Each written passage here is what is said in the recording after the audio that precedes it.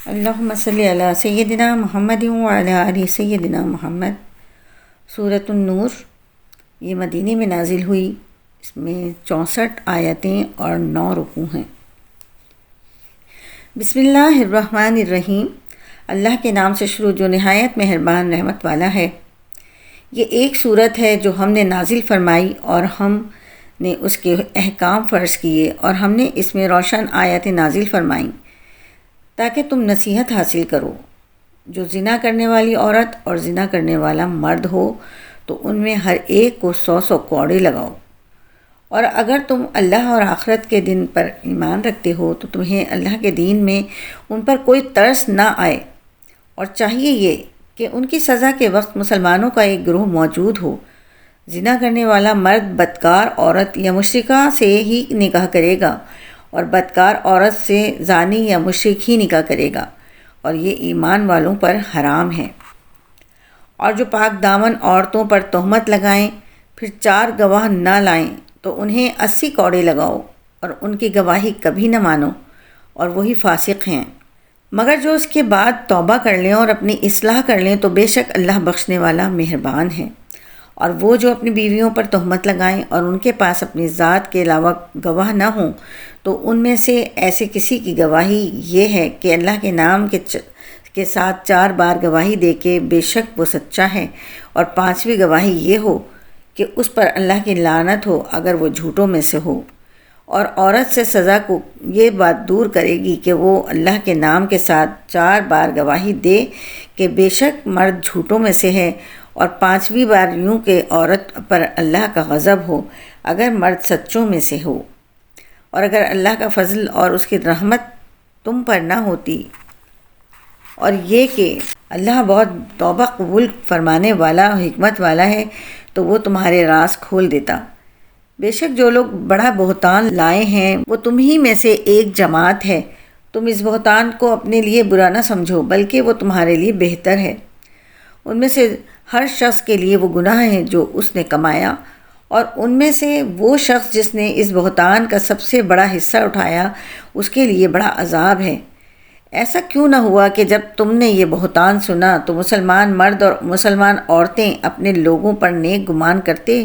اور کہتے یہ کھلا بہتان ہے، اس پر 4 گواہ کیوں نہ لائے؟ تو جب وہ گواہ نہ لائے تو وہی اللہ کے نزدیک جھوٹے ہیں۔ اور اگر دنیا اور آخرت میں اللہ کا فضل اور اس کی رحمت تم پر نہ ہوتی تو جس معاملے میں تم پڑ گئے تھے اس پر تمہیں بڑا عذاب پہنچتا، جب تم ایسی بات ایک دوسرے سے سن کر اپنی زبانوں پر لاتے تھے اور اپنے منہ سے وہ بات کہتے تھے جس کا تمہیں کوئی علم نہ تھا، اور تم اسے معمولی سمجھتے تھے حالانکہ وہ اللہ کے نزدیک بہت بڑا تھا۔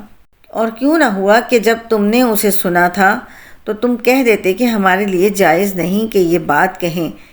اے اللہ تو پاک ہے، یہ بڑا بہتان ہے۔ اللہ تمہیں نصیحت فرماتا ہے کہ دوبارہ کبھی اس طرح کی بات کی طرف نہ لوٹنا اگر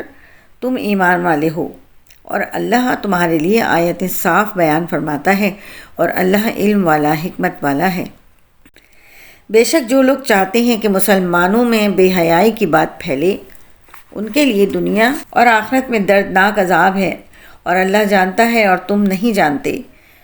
اور اگر اللہ کا فضل اور اس کی رحمت تم پر نہ ہوتی اور یہ کہ اللہ نہایت مہربان رحم فرمانے والا ہے تو اس عذاب کا مزہ چکھتے۔ اے ایمان والو، شیطان کے قدموں کی پیروی نہ کرو، اور جو شیطان کے قدموں کی پیروی کرتا ہے تو بے شک شیطان تو بے حیائی اور بری بات ہی کا حکم دے گا۔ اور اگر اللہ کا فضل اور اس کی رحمت تم پر نہ ہوتی تو تم میں سے کوئی شخص بھی کبھی پاکیزہ نہ ہوتا۔ البتہ اللہ پاکیزہ فرما دیتا ہے جس کو چاہتا ہے، اور اللہ سننے والا جاننے والا ہے۔ اور تم میں فضیلت والے اور مالی گنجائش والے یہ قسم نہ کھائیں کہ وہ رشتہ داروں اور مسکینوں اور اللہ کی راہ میں ہجرت کرنے والوں کو مال نہ دیں گے، اور انہیں چاہیے کہ معاف کر دیں اور درگزر کریں۔ کیا تم اس بات کو پسند نہیں کرتے کہ اللہ تمہاری بخشش فرما دے؟ اور اللہ بخشنے والا بڑا مہربان ہے۔ بے شک وہ جو انجان پاک دامن ایمان والی عورتوں پر بہتان لگاتے ہیں ان پر دنیا اور آخرت میں لعنت ہے، اور ان کے لیے بڑا عذاب ہے۔ جس دن ان کے خلاف ان کی زبانیں اور ان کے ہاتھ اور ان کے پاؤں ان کے اعمال کی گواہی دیں گے، اس دن اللہ انہیں ان کی پوری سچی سزا دے گا اور وہ جان لیں گے کہ اللہ ہی سری حق ہے۔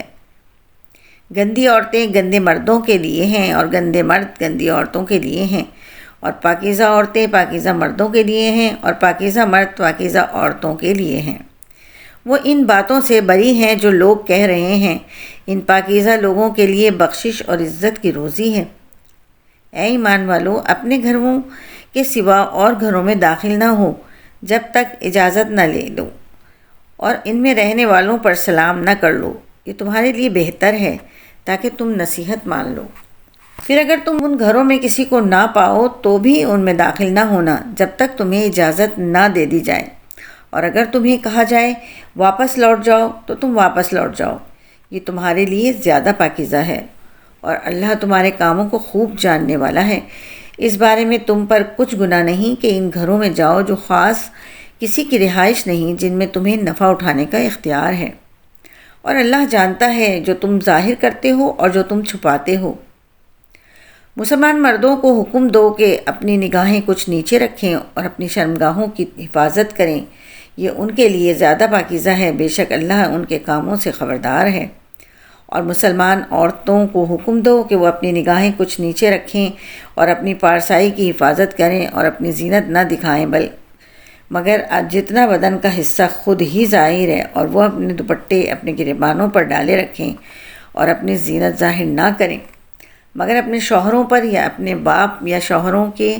باپ یا اپنے بیٹوں یا شوہروں کے بیٹوں یا اپنے بھائیوں یا اپنے بھتیجوں یا اپنے بھانجوں یا اپنی مسلمان عورتوں یا اپنی کنیزوں پر جو ان کی ملکیت ہوں، یا مردوں میں سے وہ نوکر جو شہوت والے نہ ہوں، یا وہ بچے جنہیں عورتوں کی شرم کی چیزوں کی خبر نہیں، اور زمین پر اپنے پاؤں اس لیے زور سے نہ ماریں کہ ان کی اس زینت کا پتہ چل جائے جو انہوں نے چھپائی ہوئی ہے۔ اور اے مسلمانوں، تم سب اللہ کی طرف توبہ کرو اس امید پر کہ تم فلاح پاؤ، اور تم میں سے جو بغیر نکاح کے ہوں اور تمہارے غلاموں اور لونڈیوں میں سے جو نیک ہیں ان کے نکاح کر دو، اگر وہ فقیر ہوں گے تو اللہ انہیں اپنے فضل سے غنی کر دے گا، اور اللہ وسعت والا علم والا ہے۔ اور جو لوگ نکاح کرنے کی طاقت نہیں پاتے انہیں چاہیے کہ پاک دامنی اختیار کریں یہاں تک کہ اللہ انہیں اپنے فضل سے غنی کر دے، اور تمہارے غلام اور لونڈیوں میں سے جو مال کما کر دینے کی شرط پر آزادی کے طلبگار ہوں تو تم انہیں یہ معاہدہ لکھ دو، اگر تم ان میں کچھ بھلائی جانو، اور تم ان کی اللہ کے اس مال سے مدد کرو جو اس نے تمہیں دیا ہے۔ اور تم دنیاوی زندگی کا مال طلب کرنے کے لیے اپنی کنیزوں کو بدکاری پر مجبور نہ کرو، خصوصاً اگر وہ خود بھی بچنا چاہتی ہوں، اور جو انہیں مجبور کرے گا تو بے شک اللہ ان کے مجبور کیے جانے کے بعد بہت بخشنے والا ہے، مہربان ہے۔ اور بے شک ہم نے تمہاری طرف روشن آیتیں اور تم سے پہلے لوگوں کا حال اور ڈر والوں کے لیے نصیحت نازل فرمائی۔ اللہ آسمانوں اور زمینوں کو روشن کرنے والا ہے، اور اس نور کی مثال ایسی ہے جیسے ایک طاق ہو جس میں چراغ ہو، وہ چراغ ایک فانوس میں ہے، وہ فانوس گویا ایک موتی کی طرح چمکتا ہوا ستارہ ہے جو زیتون کی برکت والے درخت سے روشن ہوتا ہے، جو نہ مشرق والا ہے اور نہ مغرب والا ہے، قریب ہے کہ اس کا تیل بھڑک اٹھے اگرچہ اسے آگ نہ چھوئے۔ نور پر نور ہے، اللہ اپنے نور کی راہ دکھاتا ہے جسے چاہتا ہے، اور اللہ لوگوں کے لیے مثالیں بیان فرماتا ہے، اور اللہ ہر شے کو خوب جاننے والا ہے۔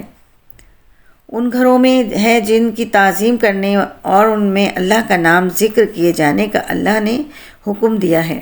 ان میں صبح و شام اللہ کی تسبیح بیان کرتے ہیں، اور مرد جن کو تجارت اور خرید و فروخت اللہ کے ذکر اور نماز قائم کرنے اور زکوٰۃ دینے سے غافل نہیں کرتی، وہ اس دن سے ڈرتے ہیں جس میں دل اور آنکھیں الٹ جائیں گی، تاکہ اللہ ان کے بہتر کاموں کا بدلہ دے اور اپنے فضل سے انہیں مزید عطا فرمائے۔ اور اللہ جسے چاہتا ہے بے حساب رزق عطا فرماتا ہے۔ اور کافروں کے اعمال ایسے ہیں جیسے کسی بیابان میں دھوپ میں پانی کی طرح چمکنے والی ریت ہو، پیاسا آدمی اسے پانی سمجھتا ہے یہاں تک کہ جب وہ اس کے پاس آتا ہے تو اسے کچھ بھی نہیں پاتا، اور وہ اللہ کو اپنے قریب پائے گا تو اللہ اسے اس کا پورا حساب دے گا، اور اللہ جلد حساب کرنے والا ہے۔ یا جیسے کسی گہرے سمندر میں تاریکیاں ہوں جس کو اوپر سے ایک موج نے ڈھانپ لیا ہو، اس موج پر ایک اور موج ہو، پھر اس دوسری موج پر بادل ہوں، اندھیرے ہی اندھیرے ہیں، ایک کے اوپر دوسرا اندھیرا ہے کہ جب کوئی اپنا ہاتھ نکالے تو اسے اپنا ہاتھ بھی دکھائی دیتا معلوم نہ ہو، اور جسم کے لیے اللہ نور نہ بنائے اس کے لیے کوئی نور نہیں۔ کیا تم نے نہ دیکھا کہ جو کوئی آسمانوں اور زمین میں ہیں وہ سب اور پرندے اور اپنے پر پھیلائے ہوئے اللہ کی تسبیح کرتے ہیں، سب کو اپنی نماز اور اپنی تسبیح معلوم ہے، اور اللہ ان کے کاموں کو خوب جاننے والا ہے۔ اور آسمانوں اور زمین کی بادشاہت اللہ ہی کے لیے ہے اور اللہ ہی کی طرف لوٹتا ہے۔ کیا تم نے نہ دیکھا کہ اللہ نرمی کے ساتھ بادل کو چلاتا ہے، پھر انہیں آپس میں ملا دیتا ہے، پھر انہیں تہ در تہ کر دیتا ہے، تو تم دیکھتے ہو کہ اس کے درمیان میں سے بارش نکلتی ہے، اور وہ آسمان میں موجود برف کے پہاڑوں سے اولے اتارتا ہے، پھر جس پر چاہتا ہے اس پر انہیں ڈال دیتا ہے، اور جس سے چاہتا ہے اس سے انہیں پھیر دیتا ہے۔ قریب ہے کہ اس کی بجلی کی چمک آنکھیں لے جائیں۔ اللہ رات اور دن کو تبدیل فرماتا ہے، بے شک اس میں آنکھ والوں کے لیے سمجھنے کا مقام ہے۔ اور اللہ نے زمین پر چلنے والا ہر جاندار پانی سے بنایا، تو ان میں کوئی اپنے پیٹ کے بل چلتا ہے، اور ان میں سے کوئی 2 پاؤں پر چلتا ہے، اور ان میں کوئی 4 پاؤں پر چلتا ہے۔ اللہ جو چاہتا ہے پیدا فرماتا ہے۔ بے شک اللہ ہر شے پر قادر ہے۔ بے شک ہم نے صاف بیان کرنے والی آیتیں نازل فرمائیں، اور اللہ جسے چاہتا ہے سیدھی راہ کی طرف ہدایت دیتا ہے۔ اور منافقین کہتے ہیں ہم اللہ اور رسول پر ایمان لائے اور ہم نے اطاعت کی، پھر ان میں سے ایک گروہ اس کے بعد پھر جاتا ہے اور حقیقت میں وہ مسلمان نہیں ہیں، اور جب انہیں اللہ اور اس کے رسول کی طرف بلایا جاتا ہے تاکہ رسول ان کے درمیان فیصلہ فرما دیں، تو اسی وقت ان میں سے ایک فریق منہ پھیرنے لگتا ہے، اور اگر فیصلہ ان کے لیے ہو جائے تو اس کی طرف خوشی خوشی جلدی سے آتے ہیں۔ کیا ان کے دلوں میں بیماری ہے یا انہیں شک ہے، یا کیا وہ اس بات سے ڈرتے ہیں کہ اللہ اور اس کا رسول اور ان پر ظلم کریں گے؟ بلکہ وہ خود ہی ظالم ہیں۔ مسلمانوں کی بات تو یہی ہے کہ جب انہیں اللہ اور اس کے رسول کی طرف بلایا جاتا ہے تاکہ رسول ان کے درمیان فیصلہ فرما دے، تو وہ عرض کریں کہ ہم نے سنا اور اطاعت کی، اور یہی لوگ کامیاب ہونے والے ہیں۔ اور جو اللہ اور اس کے رسول کی اطاعت کرے اور اللہ سے ڈرے اور اس کی نافرمانی سے ڈرے تو یہی لوگ کامیاب ہیں۔ اور انہوں نے پوری کوشش سے اللہ کی قسمیں کھائیں کہ اگر آپ انہیں حکم دو گے تو وہ ضرور نکلیں گے۔ تم فرماؤ قسمیں نہ کھاؤ، شریعت کے مطابق اطاعت ہونی چاہیے، بے شک اللہ تمہارے اعمال سے خبردار ہے۔ تم فرماؤ اللہ کی اطاعت کرو اور رسول کی اطاعت کرو، پھر اگر تم منہ پھیرو تو رسول کے ذمے وہی تبلیغ ہے جس کی ذمہ داری کا بوجھ ان پر رکھا گیا ہے، اور تم پر وہ اطاعت لازم ہے جس کا بوجھ تم پر رکھا گیا ہے، اور اگر تم رسول کی فرما برداری کرو گے تو ہدایت پاؤ گے۔ اور رسول کے ذمے صرف صاف صاف تبلیغ کر دینا لازم ہے۔ اللہ نے تم میں سے ایمان والوں اور اچھے اعمال کرنے والوں سے وعدہ فرمایا ہے کہ ضرور ضرور انہیں زمین میں خلافت دے گا جیسی ان سے پہلوں کو خلافت دی ہے، اور ضرور ضرور ان کے لیے ان کے اس دین کو جما دے گا جو ان کے لیے پسند فرمایا ہے، اور ضرور ضرور ان کے خوف کے بعد ان کی حالت کو امن سے بدل دے گا۔ وہ میری عبادت کریں گے، میرے ساتھ کسی کو شریک نہ ٹھہرائیں گے، اور جو اس کے بعد ناشکری کرے تو وہی لوگ نافرمان ہیں۔ اور نماز قائم رکھو اور زکوٰۃ دو اور رسول کی فرما برداری کرتے رہو، اس امید پر کہ تم پر رحم کیا جائے۔ ہرگز کافروں کو یہ خیال نہ کرو کہ وہ ہمیں زمین میں عاجز کرنے والے ہیں، اور ان کا ٹھکانہ آگ ہے، اور بے شک وہ کیا ہی بری لوٹنے کی جگہ ہے۔ اے ایمان والو، تمہارے غلام اور تم میں سے جو بالغ عمر کو نہیں پہنچے انہیں چاہیے کہ 3 اوقات میں فجر کی نماز سے پہلے اور دوپہر کے وقت جب تم اپنے کپڑے اتار رکھتے ہو اور نماز عشاء کے بعد گھر میں داخلے سے پہلے تم سے اجازت لیں۔ یہ 3 اوقات تمہارے شرم کے ہیں۔ ان 3 اوقات کے بعد تم پر اور ان پر کچھ گناہ نہیں، وہ تمہارے ہاں ایک دوسرے کے پاس بار بار آنے والے ہیں۔ اللہ تمہارے لیے یوں ہی آیات بیان کرتا ہے اور اللہ علم والا، حکمت والا ہے۔ اور جب تم میں سے لڑکے جوانی کی عمر کو پہنچ جائیں تو وہ بھی گھر میں داخل ہونے سے پہلے اسی طرح اجازت مانگے جیسے ان سے پہلے بالغ ہونے والوں نے اجازت مانگی۔ اللہ تم سے اپنی آیتیں یوں ہی بیان فرماتا ہے اور اللہ علم والا، حکمت والا ہے۔ اور اگر گھروں میں بیٹھ رہنے والی وہ بوڑھی عورتیں جنہیں نکاح کی کوئی خواہش نہیں، ان پر کچھ گناہ نہیں کہ اپنے اوپر کے کپڑے اتار رکھیں جبکہ زینت کو ظاہر نہ کر رہی ہوں، اور ان کا اس سے بھی بچنا ان کے لیے سب سے بہتر ہے، اور اللہ سننے والا، جاننے والا ہے۔ اندھے اور لنگڑے اور بیمار پر کوئی پابندی نہیں، اور تم پر بھی کوئی پابندی نہیں کہ تم کھاؤ اپنی اولاد کے گھروں سے یا اپنے باپ دادا کے گھروں یا اپنی ماں کے گھر سے یا اپنے بھائیوں کے گھروں پر یا اپنی بہنوں کے گھروں سے یا اپنے چچاؤں کے گھروں سے یا اپنی پھپھیوں کے گھروں سے یا اپنے ماموں کے گھروں سے یا اپنی خالاؤں کے گھروں سے یا اس گھر سے جس کی چابیاں تمہارے قبضے میں ہیں یا اپنے دوست کے گھر سے۔ تم پر کوئی پابندی نہیں کہ تم مل کر کھاؤ یا الگ الگ۔ پھر جب گھروں میں داخل ہو تو اپنے لوگوں کو سلام کرو، یہ ملتے وقت کی اچھی دعا ہے، اللہ کے پاس سے مبارک پاکیزہ کلمہ ہے۔ اللہ یوں ہی اپنی آیات تمہارے لیے بیان فرماتا ہے تاکہ تم سمجھو۔ ایمان والے تو وہی ہیں جو اللہ اور اس کے رسول پر ایمان رکھیں، اور جب کسی ایسے کام پر رسول کے ساتھ ہوں جو انہیں رسول اللہ کی بارگاہ میں جمع کرنے والا ہو تو اس وقت تک نہ جائیں جب تک ان سے اجازت نہ لے لیں۔ بے شک وہ جو آپ سے اجازت مانگتے ہیں وہی ہیں جو اللہ اور اس کے رسول پر ایمان لاتے ہیں۔ پھر اے محبوب، جب وہ اپنے کسی کام کے لیے آپ سے جانے کی اجازت مانگے تو ان میں سے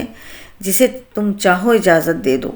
اور ان کے لیے اللہ سے معافی مانگو، بے شک اللہ بخشنے والا مہربان ہے۔ اے لوگو، رسول کے پکارنے کو آپس میں ایسا نہ بنا لو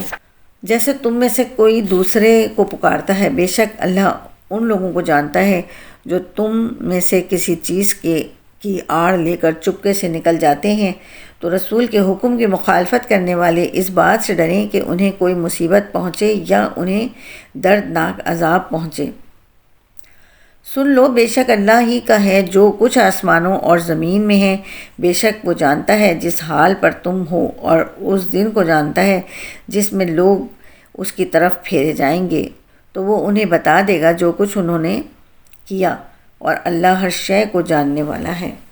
صدق اللہ العظیم۔